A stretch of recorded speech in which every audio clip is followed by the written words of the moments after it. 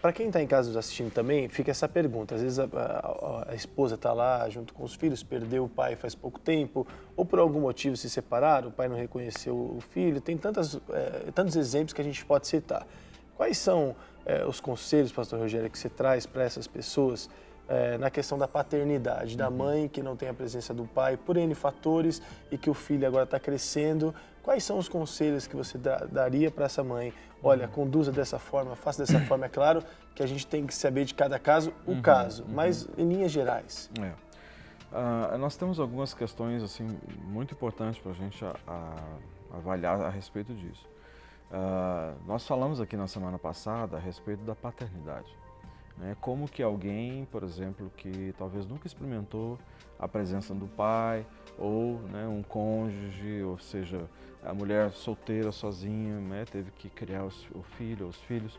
Então, a coisa importante é que nós precisamos buscar a presença do Senhor para que o Senhor venha preencher esse espaço. Né? Quando nós falamos o texto que diz que o Senhor, Ele é pai dos órfãos, das viúvas e dos órfãos, ou seja, Ele ocupa esse espaço, suprindo essa carência, essa necessidade. Agora, também tem uma relação, ou seja, de relacionamento interpessoal, ou seja, um relacionamento horizontal.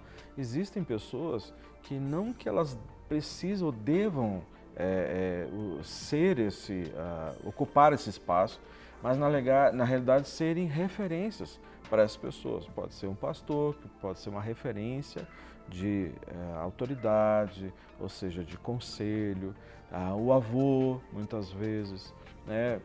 Muitos casos que nós temos aí de padrastos excelentes, né? que entram nesse espaço, ou seja, ele nunca vai ser o pai daquele filho, mas ele vai ser aquela pessoa presente, aconselhando, derramando amor, afetividade para aquela criança.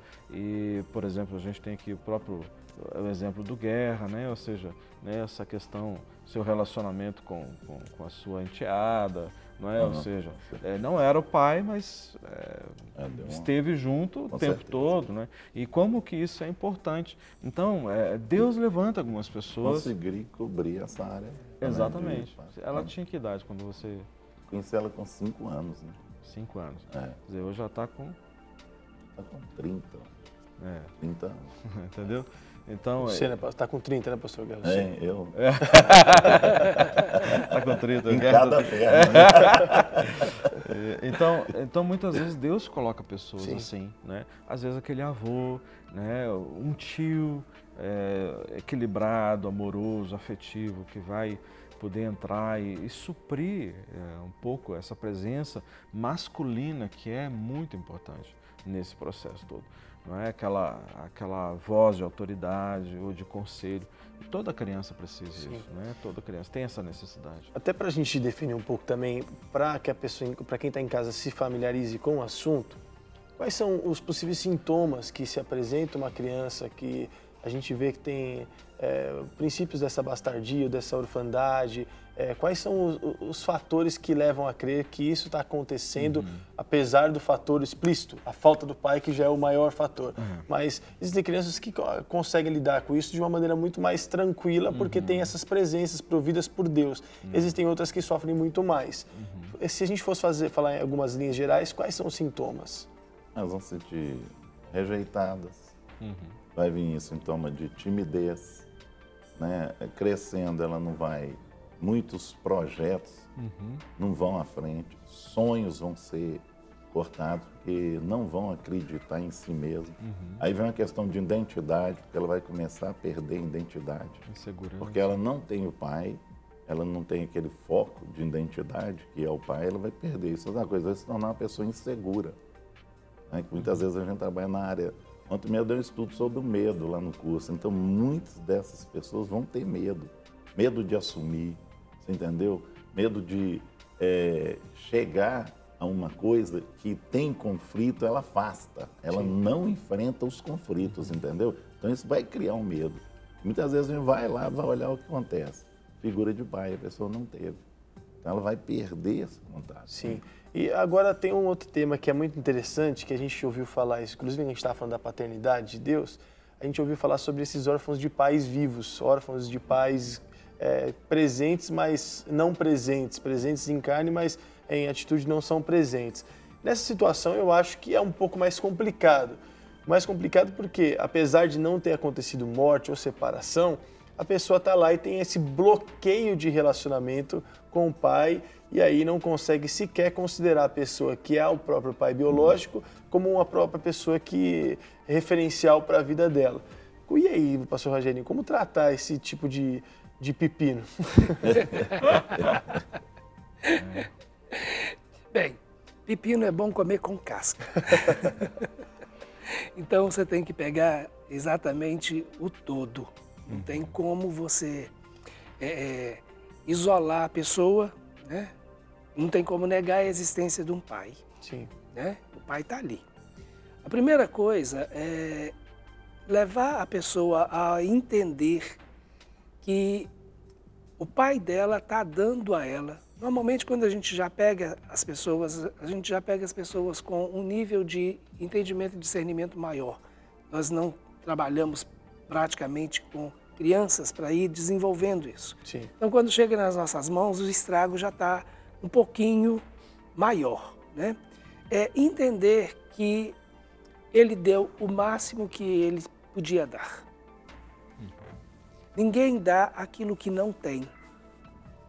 Se ele deu pouco, é porque ele tinha recebido menos do que ele deu. Essa é a grande maioria dos casos. Sim. Né? Ou seja, todo filho ele precisa ter essa conscientização de que muitas vezes o pai é limitado e o filho não gosta de ter essa conscientização, ele não gosta de conscientizar que o pai tem limites. E muitas vezes os limites foram ainda mais extremos porque não ouviu um eu te amo do seu próprio pai, não ouviu, não teve um abraço, uma influência, foi desbravando de todas as formas. Eu percebo que principalmente a nossa geração de hoje, eu acho que a próxima geração vai ser um pouco diferente, mas a geração de hoje teve avós muito duros, muito vividos, muito machucados pela vida, porque foram os imigrantes italianos, foram os imigrantes portugueses, espanhóis que chegaram até o Brasil, e aí com a cara e com a coragem conseguiram desbravar alguma coisa, criando sua família. Não tinham aquele amor, aquele eu te amo, aquela coisa toda. Aí a gente percebe avós muito carinhosos, porque depois que viu que a vida passou e que falou, olha o que eu perdi, eles passam a ser muito carinhosos. E eu acho então que a nossa próxima geração aí já vai ter uma geração de pessoas mais carinhosas, mais amorosas. Ao ponto de vista de vocês, você acha que isso ajuda também nessa questão da orfandade? Porque esse espírito de orfandade, de bastardia, pega muito nessas questões relacionadas ao amor. Quando o amor não está presente, aí a festa acontece, né? Tem um aspecto importante, Maurício, da bastardia, da orfandade, que é o aspecto espiritual. Embora a gente aqui falou muito na questão relacional e a carência, as atitudes das crianças vão ser sempre querer chamar a atenção para serem aprovados, né? Uma rejeição profunda, mas nós temos que entender a legalidade espiritual, porque hoje o universo de bastardos que graças a Deus tem convertido, tem entrado para dentro das nossas igrejas, é muito grande. E se nós não soubermos lidar e trabalhar com essa questão, nós vamos ficar trabalhando o problema da rejeição e vamos esquecer a principal raiz, que é uma legalidade aberta pelos pais, ou seja, a desobediência dos pais a respeito dos princípios da palavra de Deus, a consequência vai vir sobre os filhos. Essa é a questão. Sim. Então, porque se ele é um bastardo, é porque os pais não firmaram uma aliança, apenas uma aliança em cima do prazer, da luxúria, né? Ou seja, eu gosto de você, você gosta de mim, o que impede a gente morar junto? Então vamos morar junto e aí vamos ficar juntos, vamos ver se vai dar certo. E nessa história de vamos ver se vai dar certo, o que acontece? As pessoas engravidam, né?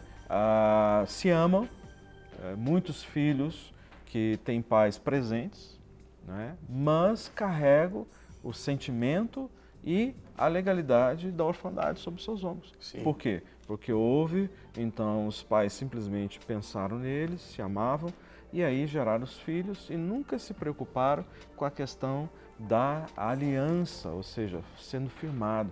O ato sexual é a consolidação de uma aliança. Mas a aliança ela tem muito mais componentes. Sim. Existe o componente da bênção, existe o componente de você prestar, vamos dizer assim, legalmente, ou seja, o que a sociedade exige legal. Responder, né, às necessidades legais. E principalmente uma questão que em todas as alianças dentro da palavra de Deus, de Gênesis, Apocalipse, sempre houveram o quê? Verbalizações. Sim. Tudo que é ligado aqui na terra é ligado no céu. Não é? Então, hoje, as pessoas dizem que o casamento é meramente um dogma, uma celebração fria, vazia, que não tem fundamento, mas não é isso. Né? O casamento é o quê? Firmar uma aliança onde votos são verbalizados, onde existem testemunhas, tem a presença de Deus. Não é? Então, isso é a questão da aliança. Deixa eu usar aqui um exemplo simplesinho, até eu já mostrei aqui na televisão outra vez, pegando esse anel aqui, por exemplo, que isso aqui não é aliança, apenas é um anel que representa, que simboliza, é um memorial a respeito de uma aliança que eu tenho com a minha esposa. Então, na realidade, esse anel que representa essa aliança, a aliança ela foi constituída para quê? Trazer proteção para os filhos. Então, todos os filhos que são gerados dentro dessa aliança, é a própria aliança que é a proteção ao redor deles. Como se fosse, então, aqui uma grande cerca, um grande muro ao redor deles espiritual. Então, quando o pastor ou aquela pessoa que está celebrando aquele casamento diz aquilo que Deus uniu, não separe o homem, eu os declaro marido e mulher, foi firmada uma aliança e a partir daí, ou seja, através do ato sexual, então é consolidada essa aliança. Então, todos os filhos gerados dentro dessa aliança, a própria aliança vai protegê-los. Agora, os filhos que são gerados fora da aliança, eles estão desprotegidos. Eles estão vulneráveis. Por isso que uma das coisas, você que está nos assistindo, uma das coisas que acontece com as crianças que foram geradas fora do casamento, eles sofrem perseguições espirituais, principalmente por espíritos na área da sexualidade.